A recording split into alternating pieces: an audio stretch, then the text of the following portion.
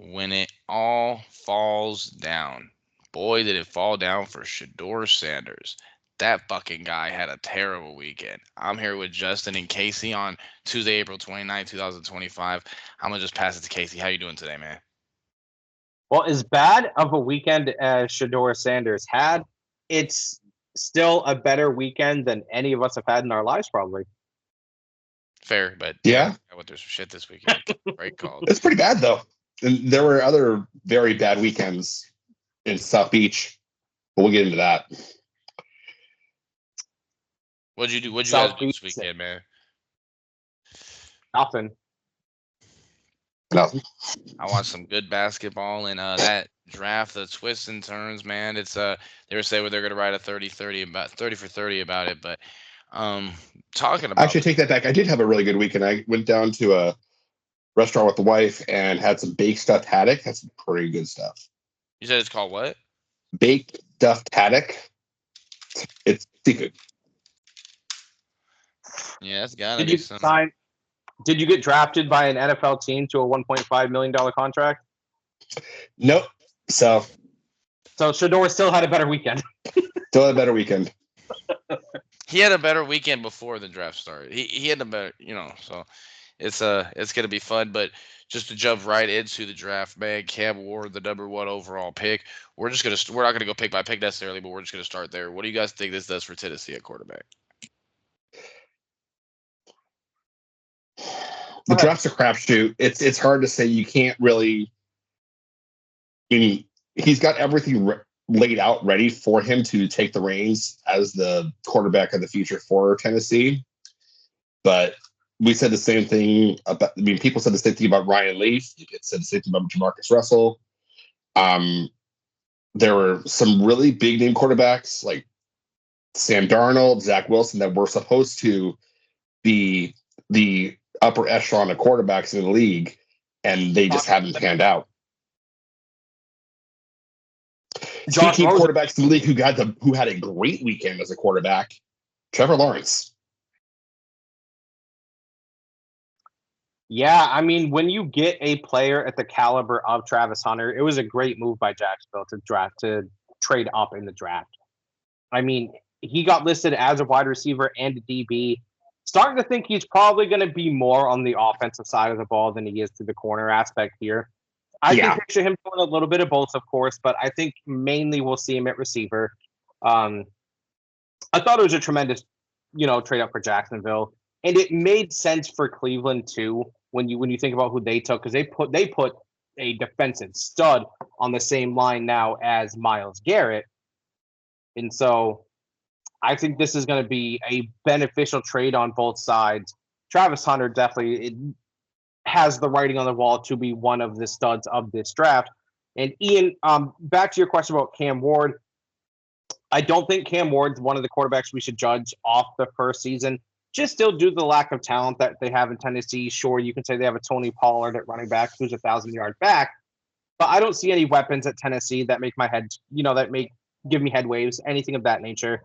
I don't foresee Tennessee at all being any sort of competitive this year. I see them picking high again next year, but I don't think that's going to be the fault of Cam Ward.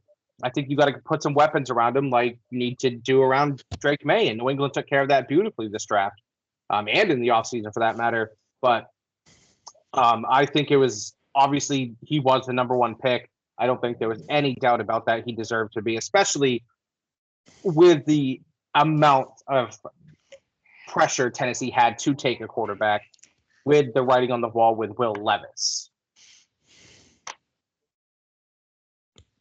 Yeah, it's been rough for them at quarterback. He's actually gonna be wearing the #1. The last person to wear that for that franchise was Warren Moon, obviously for the Houston Oilers. Warren Moon gave away the rights to wear #1.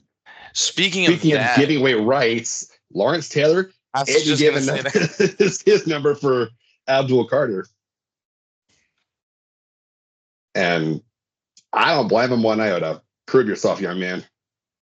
That's Lawrence Taylor, number 56, man. Like, nah, I'm not giving that shit up either. No disrespect to Abdul Carter, but he's not Lawrence Taylor. He's not Lawrence Taylor. Only No, he just plays in New York. There's only ever going to be one LT. It doesn't matter how many tackles he gets. He was the shit that he did before the game. Still winning Defensive Player of the Year, man. Lawrence Taylor was insane. Just a different breed of an individual that Lawrence Taylor was. And Abdul Carter very well could end up being the best defensive player in this draft. Like that's not easily could be. I think he will be. No question about it. But yeah, to even insinuate that you deserve Lawrence Taylor number it's a little out there. That I don't blame Lawrence Taylor one bit. Like that's a number that should never be worn by a New York Giant player ever again. But where does he get the gall to even ask him? That's my question. You know, it's a great question. I mean, you go ask Lawrence Taylor to take his number out of retirement, because if I'm not mistaken, his number's retired, is it not? If it's not, it damn well ought to be. Let me double check.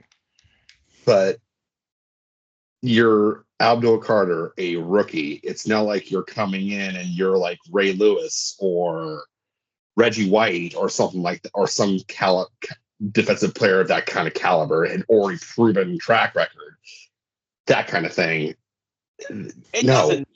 Was coming in. It doesn't matter though. But no, it does. You don't do that. No, you don't. You don't even suggest it. You know what I mean? Like you don't even put it out in the air. It doesn't come up in conversation. It doesn't come up in your thought. No. Where do you get the gall to even consider it? And it is retired, by the way. I double checked. Good. It better be retired. It needs to be retired. It should be retired. It's Lawrence Taylor, man. Like I was thinking the same thing. Like the gall. I'm sure he believes in himself, but as he should. He's gonna be a great player. Well, confidence is great, but there's certain lines you don't cross, and that's a big one. It's like we're trying to play for the Oilers, and like, can I wear 99? Like, imagine, you know what I mean? Like, you don't. No, it's just not a thing. That's not something that should cross your mind. I mean, as great as Abdul Carter has the potential to be, I don't think we'll ever be talking about him in the same category as Lawrence Taylor, ever. No. Who do we talk about in the same category? Aaron Donald, Micah Parsons on occasion. Micah Parsons, just from a talent standpoint. Reggie White. But Reggie White. Bruce Smith, I guess. But, I mean... Ray Lewis, maybe. Potential, yes. Maybe. All those players that we mentioned before are great, but none of them are Lawrence Taylor. None of them. Exactly. You have great... They are great players. Elite players. Mount Rushmore-esque players for their positions, but they are not LT. No, no, absolutely not. Now, let's get a little bit more personal with this draft, fellas.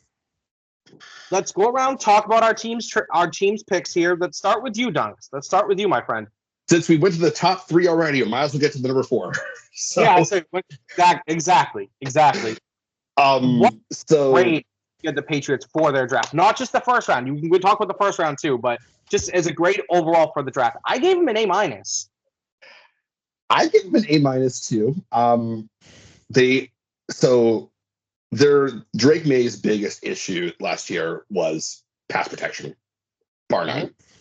You had Vidarian Lowe and City So, and who else was there? Leighton Robinson, I think it was, rotating in and out of guard, left tackle, right tackle, and it was a revolving door.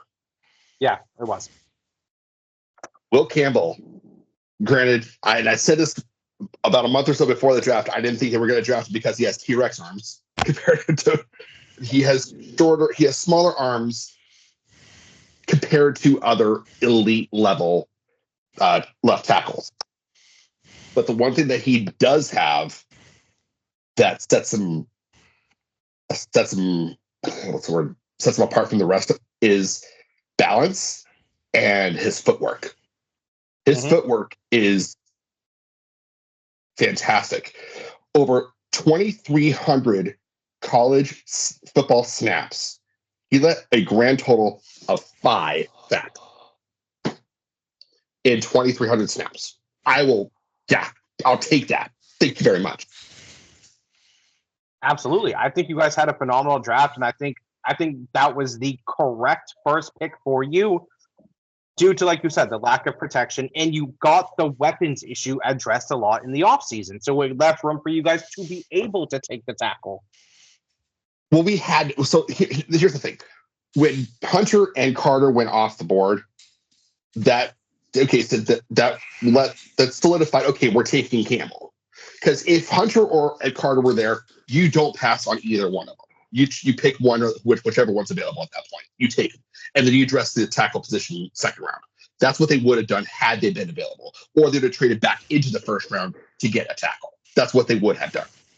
But most teams had Campbell off their board, didn't even have Campbell on their boards because they figured he'd be gone well before they got to drafting him. Any other teams that were in mix for a tackle. So the Patriots got their guy. And they also picked up a few other tools in the draft that I was intrigued about. TreVeyon Henderson out of Ohio State, who is a very serviceable back. I mean, he has that home run shot ability, but what he also has is pass blocking and screen game that Josh McDaniels will use day in and day out. We know how much McDaniels love the halfbacks that can receive for screen games and quick outs. We know that's what McDaniels falls in love with when it comes to halfbacks. So I think New England, especially for their needs, had one of the better drafts of anyone in the league. The only thing I would say that they didn't address, and it's nitpicky. It's nitpicky. Insurance for Drake May. Take a quarterback in the 7th round. No, I think I disagree there, and here's the reason why. That's fair. Okay. I think with a quarterback like May, you want a veteran backup for the leadership aspect. You don't want a rookie. That's fair. That's why I would say a 7th rounder like Quinn Ewers, who ended up going to Miami, for example, someone who is not anywhere near ready to take the reins of any franchise. I think Quinn Ewers could overtake Tua at some point, to be honest. That's fair. I'm just saying, but someone like a 7th round project, not anything. Just again, an insurance policy. And again, it's nitpicky. It's nitpicky. I hear you, and it's not that I fully disagree with what you're saying because it makes logical sense, right? I hear you. It's just for a second-year quarterback, I still think you want that veteran presence for a backup. Which is why they have Josh Downs as a backup role right now, which makes sense. Yeah. The one bit of news that dropped today, which kind of made me feel like, okay, well, that kind of sucks. The Patriots drafted a long snapper in the draft this year, and they released Joe Cardona this morning. So that this is your Patriot. He was the last remaining Patriot of the old guard. No other player on the roster has been in any one of those Super Bowls that they've won. He was the last one. So it is a complete turning of the page in New England. Sad to see him go. Lieutenant Cardona, we love you, and I wish him all the best. Yeah. No, I hear you. Who was next in the draft order? Was that you, Casey? Yes. And I'll go through these picks here with you guys. First of all, bias. Quick. One thing. Kyle Williams, he's now your ex receiver in New England. You can have Hollins and Diggs running the slot in on the other side. Drake's okay now. He's okay. Agreed. Yeah, moving on. So, bias or not, I gave Dallas an A in their draft. I gave him a solid A, not an A minus. I gave him a B+. I think they had a phenomenal draft. And here's why, right? So they pick up Tyler Booker out of Alabama to replace Zach Martin at the guard position. He was rated as the best guard in the draft. And I'm not sure if you guys saw his interview with Micah Parsons. Don't get me wrong. I wanted Ashton Genty, and then I wanted Tate McMillan. Don't get me wrong. I was upset when those two got off the board, but this almost felt like a blessing in disguise. Did you guys see his interview? I'm sure one of you did. I didn't see it, no. So I'm gonna chop it a little because I can't repeat it word for word. But this got Micah so hyped, which I'll address that in a minute too. Micah Parsons watching the draft live and reacting to it. Not the biggest fan of that, but anyway, so he had an interview with Micah after he got drafted. I was talking about why he loves the game of football, right?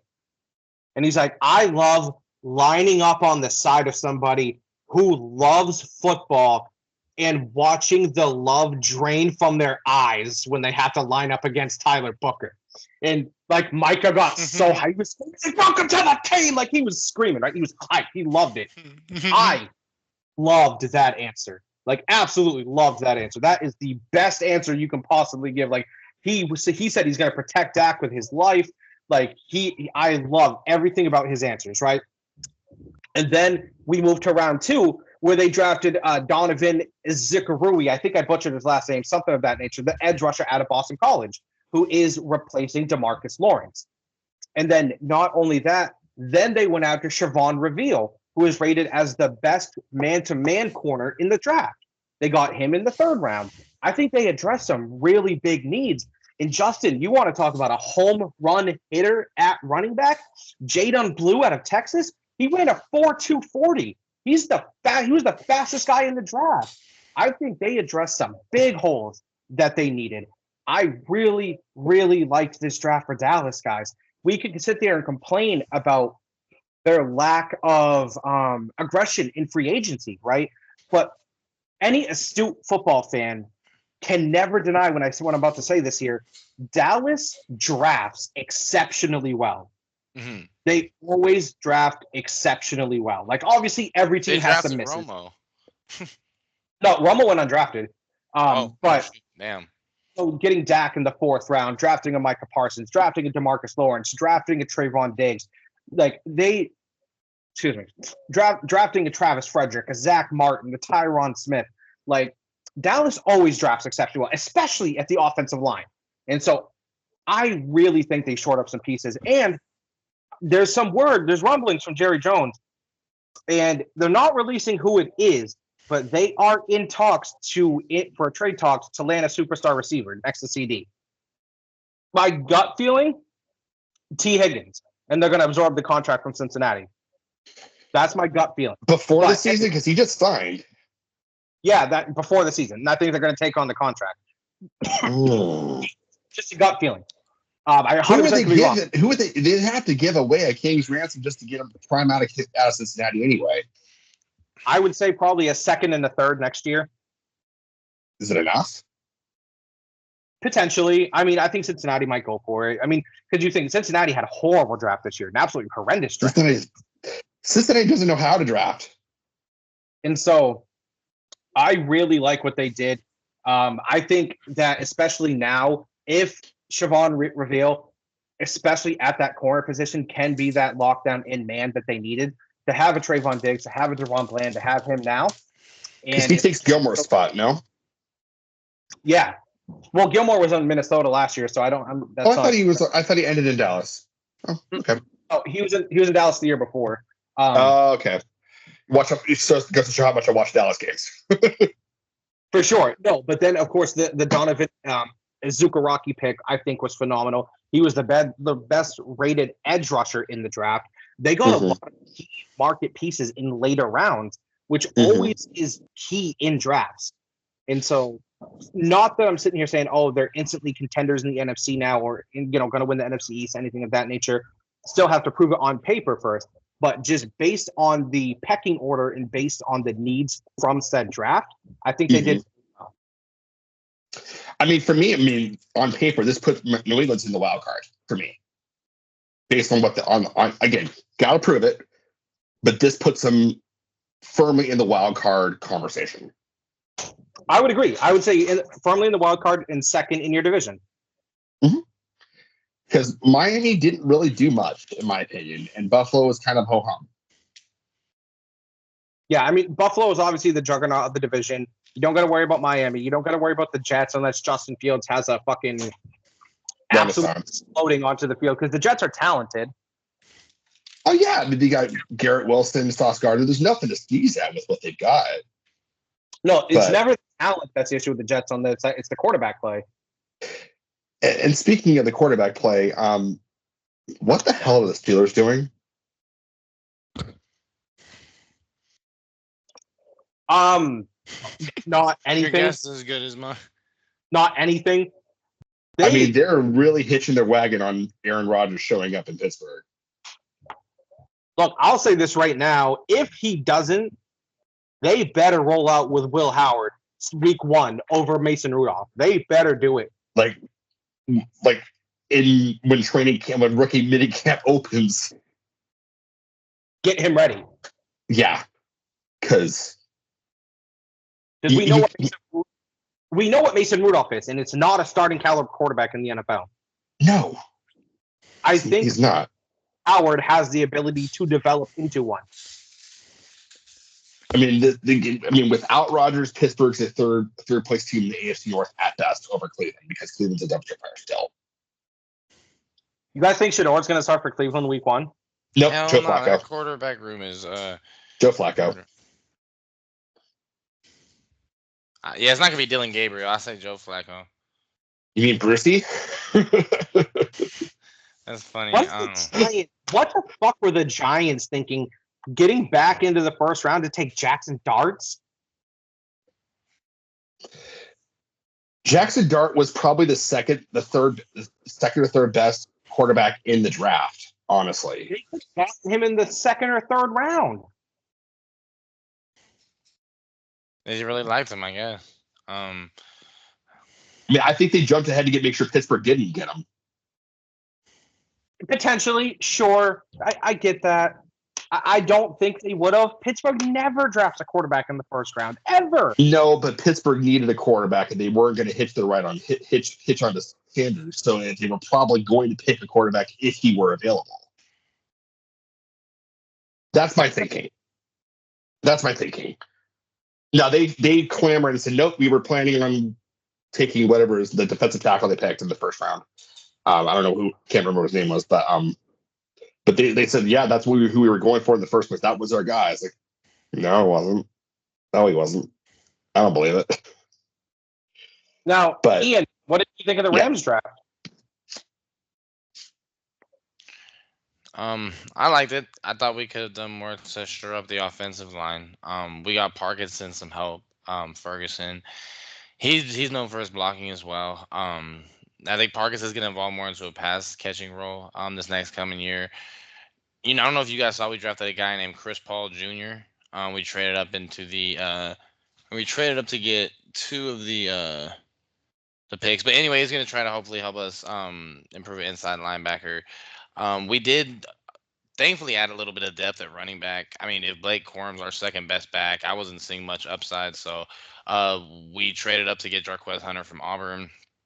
Like I said, I'm really wishing that we were to get a little more help on the offensive line. And then also Ty Hamilton from Ohio State. I really like the moves that we're making on defense, especially with and then Josiah. We're looking at Josiah Stewart from Michigan at outside linebacker. So go up, draft an inside linebacker, draft an outside linebacker, get a pass catch, blocking tight end. I graded a B- only because I feel like there were tackles there and we could have done more to shore up the offensive line and get Rob Havenstein some help. But overall, I like it. I like the position that we're in. I'm used to not seeing us pick in the first round, but seeing us trade up into the middle of the draft was a pleasant surprise finally. Yeah, I mean, I think you guys had a solid draft too because you addressed needs. I think that's the biggest thing that a lot of teams kind of screw up in the draft is they go after the best player available, which always isn't always the smart move because sometimes it's not a good fit for your team. When you're drafting for needs, which is why I think Dallas and New England both had very successful draft because they both attacked it the same way. They drafted for a need rather than basing it on want. Mm-hmm. Now, speaking of drafting, what happened? What happened? Shedeur, why? Can we address the prank phone call that he got? Let's do it. Let's just do it. Let's just do it. Granted, my immature side thinks it's funny as hell, right? It is funny as hell. Let's just be honest. It is funny as hell. But it's also incredibly wrong. Fucked Yes. up. Especially one of the kids being associated with the Atlanta Falcons. Mm-hmm. That is so unjust and uncalled for. If I were Shedeur, I would have been livid as well. I fully understand where he's coming from. I hope it put a chip on Shedeur Sanders the same way it put a chip on Tom Brady's shoulders. Not saying Shedeur is going to be Tom Brady by any stretch of the imagination, but I hope it puts a chip on his shoulder where he develops into one hell of a quarterback and shows everyone why they messed up taking him in the 5th round. I was watching a simulcast on NBC Sports Boston this morning. Mark Bertrand on Zolak and Beadle was suggesting that Shedeur do the NCAA to go back to Colorado. That's what Diego Paiva did for Vanderbilt. But he hasn't signed it. He hasn't signed a contract. He hasn't signed any kind of deal that locks him into Cleveland. All that's happened is he's been drafted. He hasn't signed any contract with the franchise. I don't think he should. I mean, say he goes back to Colorado and has a questionable year. Then what? He already has his music that he was trying to develop. He has other projects involved. And he wants to be a football player, though, I think. Does he really? I would like to think so. I mean, I don't know the man personally, so I can't get into I know for sure type talk. From what I was hearing, his pre-draft interviews, he was not football focused. Brian Dable gave him a package and he wasn't prepared whatsoever. Which absolutely is going to make a deteriorating factor as to why he fell. I mean, you're not going to, especially at a quarterback level. And coaches talk. 100% coaches talk. If you're not ready for every little thing they're going to throw at you, especially from a quarterback perspective, your draft stock is going to plummet.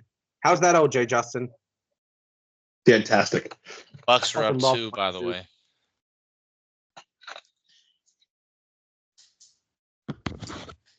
But yeah, you're absolutely right. I mean, if you're not ready, you're not ready. And I don't think, because again, Shedeur's got his music gig that he's been trying to get launched off, and just by his name alone, that's going to get him some traction for that. And quite honestly, he lost about $40 million a year falling to the 5th round. Yeah, he really did. Look, I'm not saying it's a tragic story by any stretch. No, but it's a shocking fall. It's a tragic fall. It's not a tragic story because Shedeur Sanders, no matter what he did in his life, was going to be set for the rest of his life due to his father. So it's not like we're taking money out of this dude's mouth. It's not like we're making him sleep on the streets. Like, he's well off no matter what happens. So I don't want to say I'm sad for him because it's not the case. I'm not, but I do feel for him. Me too. I do feel for him that he, especially towards the beginning of the season, everyone was anticipating him and Cam going 1 or 2 in the draft, and then he falls for 100 slots. And Cam goes number 1. Yeah. How much of this slide do you put on Dion? I wasn't in the meetings, but I mean, my better judgment would tell me that he's been an influence in the mind of these GMs. I'm inclined to agree with Ian on that because especially when it comes to Dion, we all know when he made it very clear there are teams that if drafted Shedeur, he did not want to go to. And when you put it out there in that light that you're unwilling to go to certain teams, it's going to put a sour taste in the mouth of every team. Did you see the looks on the faces of Kevin Stefanski and all them in their draft room when they drafted him? Mm-hmm. They were like, all right, let's just do it. Let's get it over with. Because they had no other choice. No, they didn't. I mean, I get it, especially when your day one starter, probably even still now, but definitely at that time was looking like it's going to be Joe Flacco. Now, It still is. Joe Flacco obviously still has his moments in the NFL. Like every year that he comes in, he still does a few things that were like, wow, I still can't believe he's playing at this high of a level. But let's not get it twisted. Joe Flacco is not. He's not 2008 Joe Flacco. Ray Lewis ain't here. Right. Yeah. This ain't 2012 Joe Flacco going into Gillette and beating Brady in the AFC title. Like, Right. it's not happening. It's not happening. No. But I think that about covers the draft, boys. What do you say we get into some NBA playoffs? I've been looking at been kind of glancing at the score this whole time. Milwaukee down 3-1 is winning 91-89 currently in Naptown against the Pacers. Which bodes well for me because I said me and Justin both said Pacers in 6. We also expected Dame to last longer than he did, but yeah, and Justin, with your take, you're not far off of what you said to us in the chat, especially with Dame being gone. More than likely, all of next season is a complete wash. Is it time for Milwaukee to start listening to trade offers for Giannis? You're not shopping him, but you will not turn down a phone call. Right, exactly. Yeah, you're not out there saying, "Hey, what can we get for Giannis? What can we get for Giannis?" But if that phone rings, you may pick it up and see what's on the other end. Mm-hmm. Now, Justin, as a Celtics fan, I want to ask you this because I have my thoughts on it too. Mm-hmm. I'm not going to go to the level of calling it dirty play, but what do you make of the Magic's consistent rough fouling of Celtics players into the series so far? Dirty. No, they're trying to assert themselves, so they know that they don't want to feel like anyone to get the idea that they're getting punked, because they know they're out of their league. They know they're a fish out of water in terms of going up against the Celtics in a 7-game set. They know that they are. So my thinking is that their mindset is that we're going down, we're going to take you out with us as best we can. Which I understand that mindset. I do. It makes sense. It's dirty. It is. I mean, especially you see some of the fouls. I mean, let's take Game 4, for instance. Wendell Carter? Yes, Carter. When he specifically was targeting the pad on Jason Tatum's wrist every time. Or anytime he went up. Not okay with that. Not okay with them kind of attacking Jaylen Brown's knees every time he goes for a ball. It's just, there's certain things that's going on here that's like, all right, guys, this isn't the 80s anymore. Like, these are supposed to be flagrants at certain times that haven't been called. And I get Jaylen Brown's sentiment where he was saying, if you want to turn it into a fight, we can. The Celtics are more than happy to play some rough basketball. But when you're taking it to the level that the Magic are, I get Jaylen Brown's frustration. I get his frustration. I get Al Horford's frustration, because Al Horford, the old man that he is, he's still balling, but he's getting roughed up too. Do you think tonight is the first night where the Celtics just absolutely blow the doors off him to win the series? I think tonight they just blow the doors off him like I got Boston. They did in Miami last night. Boston's winning big tonight, bro. I think Boston's gonna. This is gonna be the one game where they just, because last game they won by 9. Thankfully they covered by a point, but I think this game they're just gonna I think with I don't know which one of you guys said it, but I mean they're kind of trying to act like they're tough because they know I think Justin said they're a fish out of water. They have some great young players. They have Banchero, they have Wagner, but I mean Orlando's gonna be a good team for years to come. They're not anywhere in the same league as the Celtics. They're going to be a thorn in our side, like the Atlanta Hawks have been for years, and Miami has been for years. Yeah. No, agreed. And like I said, don't get it twisted. I truly believe this 100% when I say this. Orlando was one piece away from being a contender. Maybe two at most. Two at most. It depends who the piece is. Exactly. If they got Giannis, then they're in. Yeah. Yeah, they're a contender right there with Boston if they got Giannis. Because Pablo is phenomenal. Yeah, he's That is one thing I've unstoppable. noticed about this series. We cannot guard him. No. We have no answer for Pablo. We just have so many more pieces where they don't have an answer for. But an individual standpoint, we don't have an answer for Pablo at all. Which, on the one hand, is okay. You can't get beaten by one guy every single night. Granted, LeBron James years past, but he's not LeBron. Well, I'd say this almost reminds me of early LeBron. Like, not to That's that what I level. mean. Pablo's great. He's not at level of early LeBron either. Let's not act like he is. But No, let's not get that twisted. But he's at that. He's that role for the Magic. He's got that role. Absolutely. Yeah, absolutely. Yes. I disagree with you guys on this thing right here. I don't think Boston blows the doors off them tonight. I think it's a 8 to 12 point win. Because I think Magic, they hang tough. They're a tough, resilient team. I just don't think I'm not saying we don't have the firepower, but they're so good defensively that it's hard to envision them getting blown out. And Holiday's not playing against this. There's that too.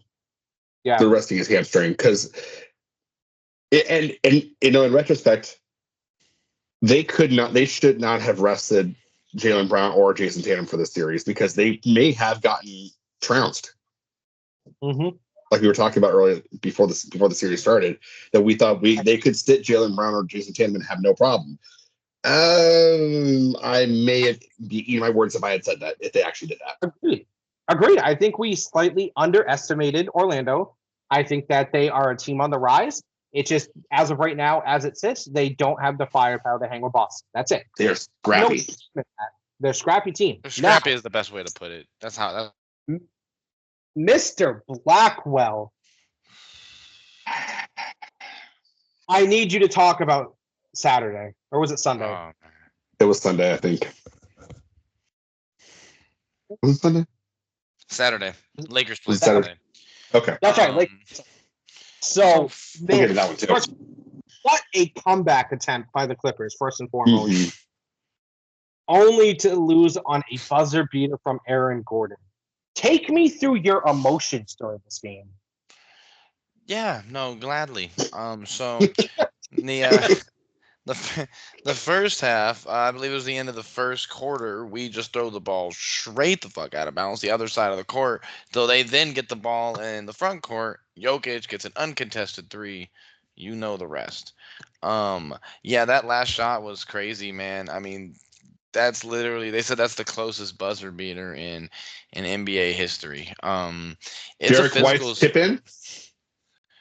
Oh, this was way closer. Was it much closer? Okay. Yeah, I mean, I have to look at the replay again.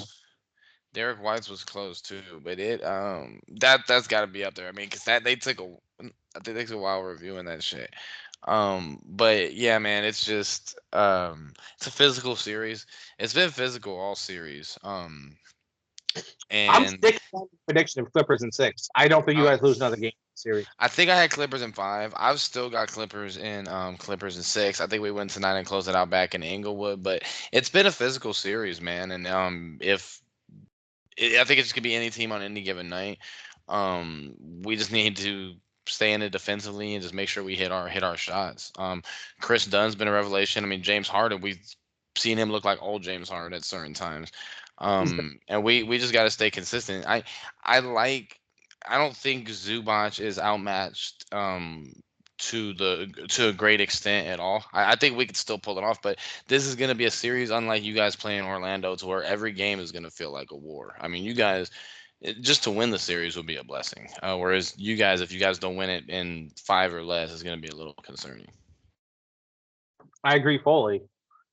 Which I think you guys do win this series. And I said Clippers in 6 to start. I agree with you. I think they win tonight and close it out in Inglewood. I mean, I think that if some magic miracle, that last second dunk by Aaron Gordon, if even the lace of his fingertip was on the ball and the shot ended up not counting and we went to OT, I think Clippers would have taken it in OT. They had all the momentum. They had a fantastic fourth quarter. I think they've shown through leaps and bounds for the most part of the series they're the better team. Outside of Jokic, Denver is reeling to find some scoring. I mean, don't get me. Jokic has been otherworldly phenomenal, but that he always is. But I can't envision the Clippers losing this series. I don't know how you feel, Justin, but I think it's Yeah, clear. I don't see the Clippers. The Clippers aren't gonna drop this one. And the Nuggets are just it's Jokic, and then that's it. At this point, there's not much left for them anymore, at least. I agree. I haven't seen much of Jamal Murray to make me think he's going to turn back to the finals run. Jamal Murray, I haven't seen that quite yet. Not saying he can't, not saying he won't. I just haven't seen it yet. And I think the Clippers are too deep. They're too well rotationed, and I think the coaching in these next two games is really going to show a difference. Speaking of questionable coaching and lack of rotations, what the hell happened in the other LA game? I'm Minnesota money line. That's all I gotta say. JJ Redick trust 5 players at most on that team. I think it's pretty clear. Austin Reeves, LeBron, Luka, Jackson Hayes? Jackson Hayes and Rui Hachimura. Yeah. That's it. But how do you let them go that entire quarter without a sub? They went the whole fourth quarter without a sub. I didn't Not a notice single, that. not a single sub. Not a single sub. I've never seen anything like that. And Luka was not at. He was barfing up his lunch. I get Luka and LeBron. I get Luka and LeBron playing the full fourth. I get it. I understand it because it's a big game. You're down 2-1 already. You want to recapture that, to tie the series. I understand that. But to not have any subs throughout the whole fourth, not to mention, I understand not sitting LeBron. I get it. But guys, he's 40 in year 22. If you're not going to sit him for the full fourth, for all of the fourth, sit him the last 5 minutes of the third. Let him catch his wind. And Luka's sick. He's got like food poisoning or something like that. I don't know what it was, but he's been sick. He's not the same player at all. No. Even though he had 30 something on Sunday, I think. He did fine considering the circumstances, but he's still not 100%. It didn't look like it. The shots were short arming. They were going to the side. Shout out to Minnesota. I mean, we've seen an element from them all series. DiVincenzo's really just kind of been the X factor, I think. Nas Reed in game 1, but I mean, their ass might be going home tomorrow. Man, it's wild. I think Lakers will win Wednesday, but I think that might be it. Yeah. I mean, I will say, though, if they steal Game 6, if they win Wednesday and then somehow steal Game 6, I think they'd be favored to win Game 7. On momentum only. I mean, if we're being real, Luka has been the third best player in this series. It's been Anthony Edwards, LeBron, and then Luka. And this is not what Luka came here to be. Luka didn't come to LA to play second fiddle to LeBron. I understand it's LeBron James, but he's 40. Luka needs to take the reins. This is almost like that first year in Miami when LeBron was hesitant to take the reins from D Wade, and D Wade had to be like, "No, you are LeBron fucking James. You are the best player in the world. This is your team now." And that's when Miami started winning championships. LeBron needs to man up and have the same conversation with Luka and be like, "This is your team. You can't play second fiddle to me. You need to be the aggressor. You need to do this." And I can't say they haven't had that conversation behind closed doors, but the way the game flows late in the fourth quarter, it sure doesn't seem like Luka's had that conversation yet. And shout out to Minnesota. They're exposing Luka's defensive liabilities every which chance they get. Yep, which, I mean, shout out Nico Harrison. He said this is why he got traded. Just an update. Milwaukee and Indiana tied at 103 with 10 seconds. So that's it's get wild. Yeah, the Nico Harrison thing, man, that's just funny, bro. He's like, I think he said something like, I didn't realize how much they cared. Well, now you do, Yeah, buddy. how important I knew how much of an important player was, but I didn't know how much the fans actually how much it meant to the fans. Like, really? Come on, dude. Do you Kind of guys fucking. think this series ends on Wednesday? Yes. I think it's over in 5. I In think LA. I think I mean I yeah, I think it might go to overtime. It could go to overtime, I think, but I think it's going to be Minnesota winning. What I can kind of. Oh, go ahead, Casey. Sorry. Yeah, I'll just really quickly, then you can go. I was gonna say I think we see vintage LeBron on Wednesday where he has a 40 piece and the Lakers win. But I think that's Is it it after that. enough? But is it enough? I think so because I think we'll see about 35 from Luka. If he can stomach it. For the sake of the Lakers, I hope this doesn't happen. But I could really see this being one of them games where, if Minnesota comes out and gets on their ass early, their own fans get turn against them, and this can turn ugly. I think that LeBron needs to, like Casey said, have that conversation with Luka. But right now, Luka's not feeling 100%. They can't let wide open fucking threes. They need to put a sub in. I mean, what are we in? What was this, recess? You can't just have the same. You gotta have to sub guys in and out. If he hasn't, right? Say we're right on this, and LeBron hasn't had that conversation with Luka yet.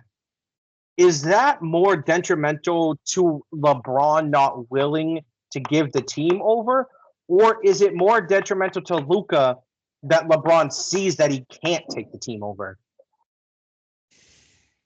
You can make the argument for both, and it'd be a valid argument both ways. I don't think There's that no wrong answer to that question. I think LeBron wholeheartedly believes that he could still be the best player on that team on any given night. It's gonna be tough, man. It's gonna be a team effort. I mean, Austin Reeves, Rui, LeBron, Jackson Hayes, and Luka. I mean, that's it. We've seen at the beginning of the season. I did like a lot of JJ Redick, their defensive schemes, but they've really just. I mean, especially in this series, they've gotten exposed. And Anthony Edwards, at times, they've just been able to drive to the basket with no resistance and all. Overtime in Indiana. Fuck me. Do you guys think? Say it's the same exact series, but it's LeBron and a fully healthy Anthony Davis. Do you still think it's 3-1? 2-2. Because of the defensive presence, right? Mm-hmm. Granted, there were times, especially last year, at a lot of points of the season, where the Lakers were in the bottom half of the league as far as defending the three, but they had some rim protection. I mean, I think it'd be about 2-2. I don't think they'd be getting fucking schooled like this. I mean, you see Nas Reed hit. Come on, man! Like, somebody has to get a damn hand up. Like I said, I think they squeak out a win tomorrow. I think it's because of vintage LeBron performance, 40, 12, and 8, something of that nature. But I think it doesn't. I don't think it goes any further than that. And only the reason I think that is just because of how highly I still think of LeBron at his peak performance. Because Ian, you said it yourself, and you're right in this instance, right, where LeBron can still be the best player on the Lakers on any given night. It's just that they can't expect him to be the best player on a team every night with a team that has Luka Doncic. That's no recipe for success. And I think, and we were saying about if LeBron has he had that conversation with Luka behind closed doors. If he hasn't, it's a detriment to his own ego. I agree. Because it's time. It's time. I mean, I'm not telling him to hang it up now, but it's time that you need to be thinking about it. Yeah, I mean, no one's sitting here saying, "Oh, LeBron can't perform." Like, no one's saying, "Oh, LeBron." No one's saying he's washed, or no one's saying that. But he's still great. Like, he's still better than good. He's still great at an NBA level, but it's just not to the same extent that it used to be. And he's not. Is he elite still? Yeah, I think so. On a given, I think he's on the borderline of great 2 elite. I'm not sure if he's still in the elite now. I think any given night he can be elite still. Oh yeah, he can be, sure. But from a consistency perspective, I think he's dropped down to the great, not elite. I'd probably tend to agree with Justin as much as I love LeBron. No, that's fair. I'd still put him top 12 in the league overall, still at the very least. Yeah. I'd still say top 12, top 15 for sure. But he's not fucking with Jokic, Giannis. No. No. Tatum. Shea. Yeah. Jason Tatum. I said Tatum.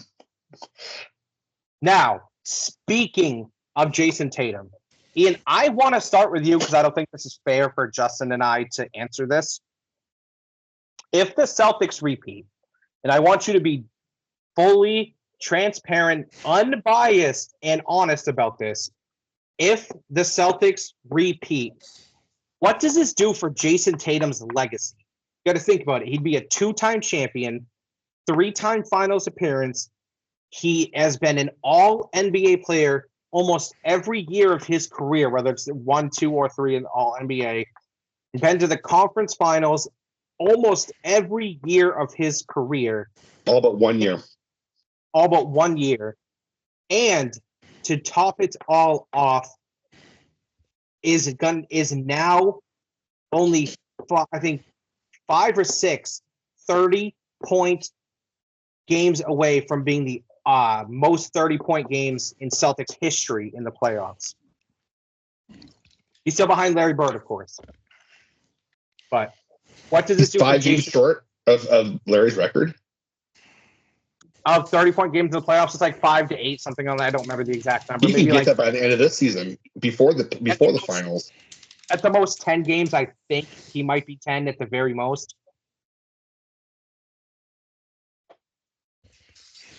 Yeah, that's a good question. As far as for what it does for his legacy, because that'll be 2 championships. Granted, he'll have 1 final. I mean, if he does win the Finals MVP, because Jaylen Brown won it last year, he'll have a Finals MVP.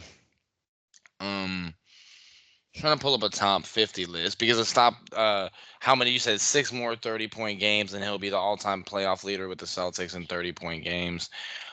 He's averaging, let me see, 30 this year. He doesn't have an MVP yet. A lot of the other guys on the list do have an MVP. Although, I mean, if you check the voting, he's been top 5. I'll double check multiple years recently. I mean, I think it does a lot. It does a lot for sure, especially when it back-to-back championships. I think personally, it'll do a lot for his legacy because he will be a 2-time champion. He has all the individual accolades. His scoring is unmatched, and he's been undoubtedly the best player on. I mean, this will be their 3rd finals appearance. But I think in hindsight, we're going to end up looking back on the Celtics the same way we do. Well, we look at Tim Duncan fondly, but we look at the Spurs as a team. I think we're going to look back on the Celtics and say, look, that was a good team. Where would that now? Let's just say that does happen. In case you could be biased in this question, where does that put him on the Celtics Mount Rushmore? That's a good question. Not above Larry Bird, 3-time MVP. No, number 3. Not. I mean, Bill Russell. He's behind Larry Bird and Bill Russell, and that's it. Yeah, I put him above a Havlicek. This is crazy to say out loud. I already have Jason Tatum as an all-time Celtic above Paul Pierce. Wow. Oh, that's hard for me to say because here's I got Tatum too. I mean, the numbers speak for themselves, sure, but I'm just thinking for iconic Celtics. Oh yeah, I know. And don't get me wrong, Paul Pierce was the truth for a reason. He was a baller, and Paul Pierce was one of the players that back to LeBron here, did not fear LeBron. He went at his throat. Now, granted, once he became LeBron, every time he went at him, he got shut down real fucking quick because he wasn't. But he had moments against him where he went toe-to-toe. Yeah, multiple times. That game 5 shot in his face to win in Miami was one of the best things and the worst things I've ever seen as a Celtics fan. And here's why. The best thing is because it right in LeBron's grill, right? And went to the court. He can't hold me. He can't guard me. Celtics going to win, right? But then what happens in game 6? We're up 3-2. Justin, what happens? LeBron. Oh, 2012. I was watching that game, bro. 45-15 is That's what when he gave happened. that look. That's when he gave that. That's why I said it's one of the best and the worst, because I almost feel like that was one of the moments that woke LeBron up and was like, I'm going to block out all this fucking noise and just go out here and play. And I think that's what he did. Anyways, back to my original point. Jason Tatum is clearly a more skilled player than Paul Pierce. Clearly. And I think, especially if they go on to win the title, you could argue he's accomplished more as a Celtic than Paul Pierce ever did. So I'd have him firmly at 3 if they win the title and the Celtics Mount Rushmore. Is Paul Pierce still? Is he number 4 on your Rushmore? Mm-hmm. Okay. Yeah. Okay. Yeah. But yeah. I'll go ahead. For me, I'd have Tatum and Pierce flip just for my own purposes. But there's nothing wrong with that. And Havlicek, you could argue Havlicek. You could argue Robert Parrish. Yeah, I mean, you could argue Havlicek. You've got a lot of players you could argue who should be on that mountain. Well, that just roots me around to what I was going to mention. So, having Pierce up there, I think he represents a time in the Celtics to where he was an all-star and he was an absolute baller, and they fucking sucked. I mean, they did get to the conference finals a couple times. They lost to the Pacers. The Nets with Jason Kidd. Nets, yeah. But I mean, Paul Pierce was he played after being stabbed, bro. Paul Pierce was he was the truth, man. Oh no, that's literally the truth. Love Paul Pierce. Don't get me wrong. I remember watching a game against the Pacers. I think, God, this must have been 03, 04. I don't know. You guys probably seen the clip. Him and Al Harrington going, they're staring eye to eye. Oh, and he's just... Yeah, you see Paul's going, then just pulls up dagger 3 in his face. I was watching that game live on TV. Were you really? 100%. He was talking shit to him. He was just... I loved Paul Pierce. I still do. He's a little out there now with some of his takes. He says some off the wall type shit. As a player, always have love for him. But Tatum's a different beast. And I don't think Tatum gets the credit that he deserves. He gets so much hate. I don't understand. Yeah, he says some corny things from time to time. I fully embrace that. But I'm talking about just the basketball player. He doesn't get enough credit and enough love for how good he is. Because he doesn't make the headlines like the other players do. All he does is average 30-7 and go to the conference finals every year. That's all he needs to do. That's the thing. That's all he needs to do. Yeah, man. No, all joking aside about the corny things and whatnot. No, Jason Tatum is easily the best player that the Celtics have, and yeah, he's the best player on the championship team. But I think that ultimately, like you guys were saying, he doesn't make the headlines, and he just kind of gets lost in the mix because his team is so good. But I think he's top 4 for me around Mount Rushmore. But Pierce, any of those guys, just interchangeable. To Havlicek, just depending on how what you feel like they. It's the top. It's the Mount Rushmore of the era. It doesn't necessarily have to be 4 people on Mount Rushmore, even though Mount Rushmore is 4. So, but here's the thing about Tatum is he could retire tomorrow, and he's a first ballot NBA Hall of Famer. First ballot. No question about it. Yeah, I agree. No question about it. At worst, second ballot. At worst. At worst, you could say that. I get that. In my opinion, not even biased, being a biased Celtics fan. Right. I mean, at worst, he's a second ballot Hall of Famer. Milwaukee was up 6 without 47 seconds to go last I saw.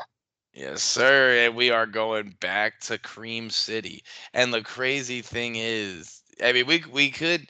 Doc Rivers, man, imagine... him rewriting the demons of his past and them coming back, they're going to get their He's not. He's not. Absolutely not. Cool win. I won $30, $40, something like that. So, hey, well, there you go. Pacers in 6, like I said. Justin has the same thing. I think I got my stupid ass probably picked the Bucks to win the series, but nice little win for them. Why hasn't the Boston game started? Started at 8:30. Well, it should have by now, actually. Yeah, they're doing the starting lineups right now. Yeah. That whole theatrics. It's the I playoffs. love this time of the Playoff year. theatrics. Man. Oh yeah, no, they and do. That was I a miss- great hype video you sent to Sean. The Pistons hype up. Oh man, I don't remember those like no one's business. Chauncey, Billups, who was drafted by the Celtics, by the way. he was. Was he dead ass? He was. Yeah. Did he play there at all, or he go right to? He did. He played. Not for very long, but he played. I don't remember that. I think it was Like just his rookie season he played. Yeah. If I'm not mistaken, Joe Johnson was drafted by the Celtics too. He was. Now, Then he made a career for himself down in Atlanta. so we don't miss tip off here, boys. What do you say we get to the question? Let's do it. And I've had it the past 2 times. I want someone else to take it tonight.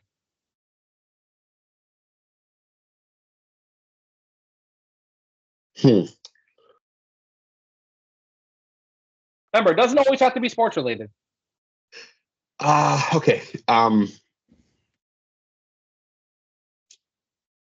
Best foreign food that is not fast food.